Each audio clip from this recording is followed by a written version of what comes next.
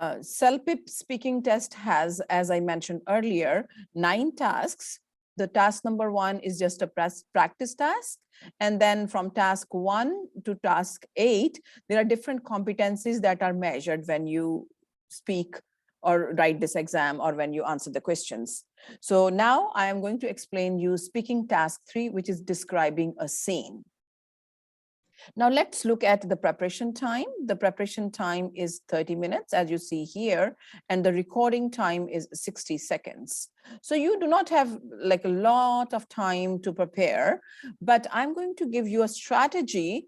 And if you would follow that strategy, you will be able to prepare in 30 seconds the content. Okay, so the challenge is, preparing the content so that your delivery of the content is based on what question is being asked. And I'm going to spend, a good sufficient time. And I would tell you as well, in your during your preparation, that try to understand what are they expecting you to speak in this.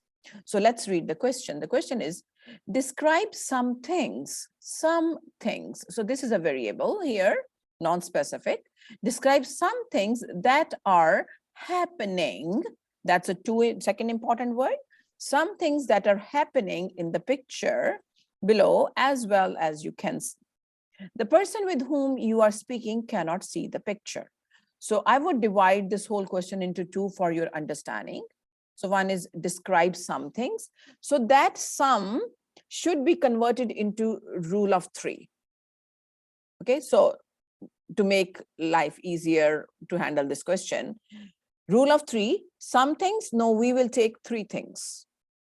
Sum is replaced with 3. That is happening in the picture. And then what is happening? So happening means what are people doing right now? So when it is happening now, so probably, and not probably, for sure, you will be using present continuous tense. What is happening right now? Okay, so 2 things we identified here. Number 1 is that 3 things we are going to talk that are happening, and for happening, we will be using present continuous tense. Now let's look at the second part of the question. The second part of the question is, the person with whom you are speaking cannot see the picture. So this is interesting. That means the person you are talking to cannot see the picture. So that means definitely you are speaking with that person on the phone. So let's consider you are speaking on the phone and you're telling the situation where you are right now and what is happening. Now you are given a scene here. The scene can be describing a store where you are seeing, it can be describing, a doctor's office, there is a scene of a doctor's office, or it can be a scene of a playground where kids are playing. It can be a scene of a recreation center, maybe the kids are people are doing swimming there, and some other activities happening around. So, it will be a scene of something which is a happening place, where lots of things are happening in that place. So considering that, let us say, even if we take a scene of this store, there are so many things are happening, and you have to describe this scene to a person who cannot see the picture. So, well, how will you start it? So the first thing is, well, I'm looking at a picture. Or you can also say, well, I am in a store. I'm in a store where people are, where people are buying various stuff. So it is a store that is selling furniture, clothing, shoes, toys. So I'm in that, and I want to tell you how the store looks like. That can be a realistic beginning of this answer, of the question to this answer to this question. Or you can say, oh, I purchased a beautiful picture to put it in my own, business store. So which would be able to give a, kind of a little image of what my store is. And, hi, honey, maybe your husband, maybe your mother, or maybe your brother, I'm buying this picture, and this picture is of a store. So that is the second option you can do. Third option you can start is you can say, well, you know that I like drawing few things, and since I'm planning to open my own store, so I thought, okay, with my painting skills, let me paint a picture which has different items in a store that are being sold. So you try to make it as creative as you can, but at the same time very natural. So that is how you can start the answer to this question. I also like when students say, well, you can start in this way also.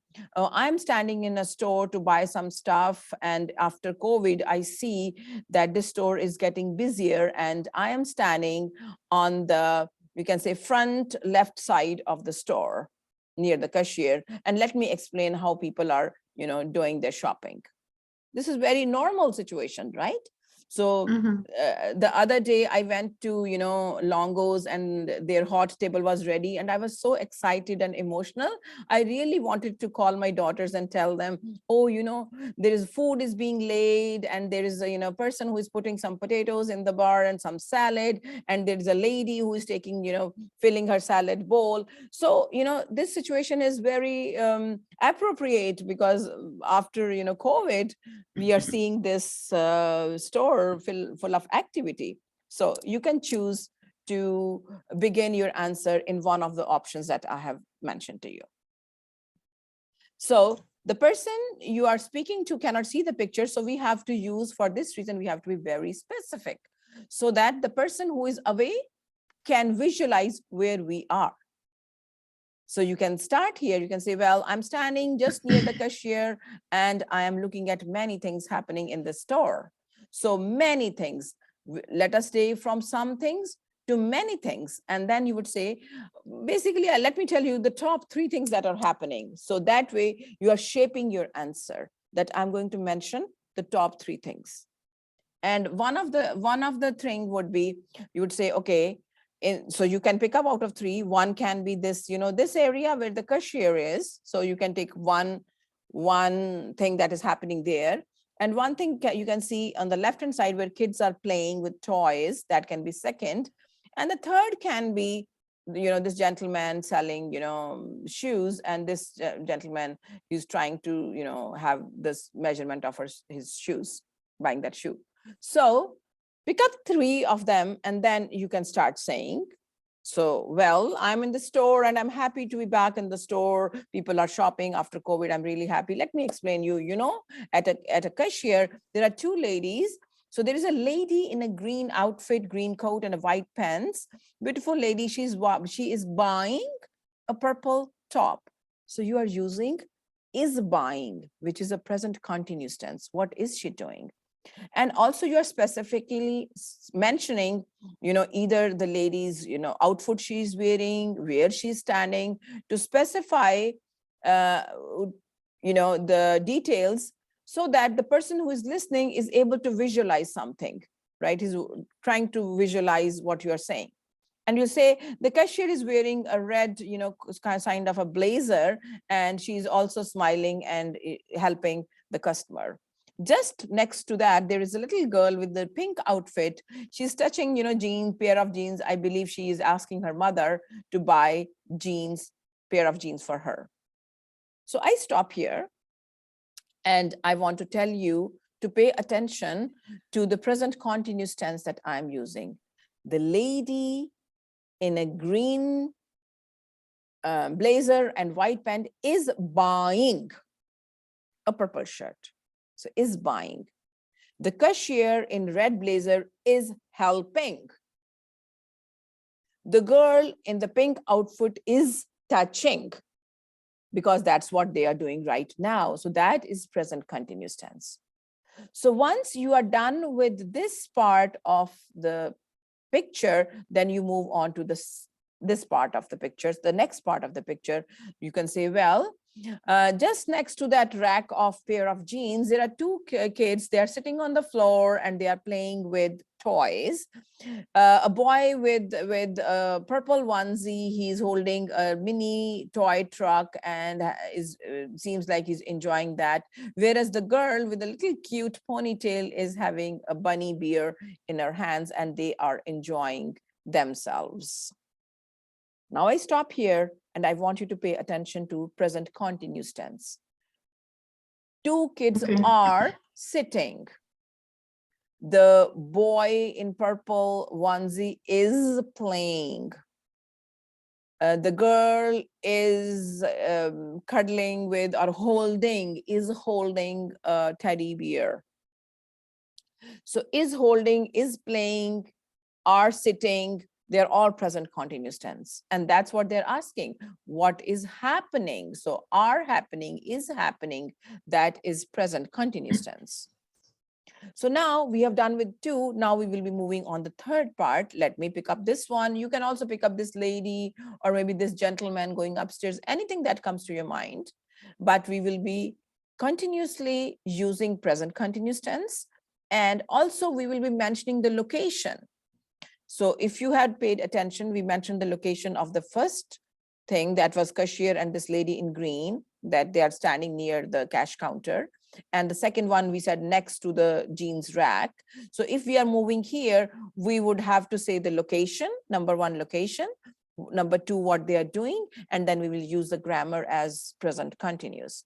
So we will say the location is in the middle of the store. There is a shoe rack where, you know, there are a number of shoes displayed, and there is a young boy with the striped red and white t-shirt and jeans. He's trying to buy a new pair of shoes, and the salesperson is showing him the 10 size shoe for him, and seems like, you know, the salesperson is very excited to help the customer.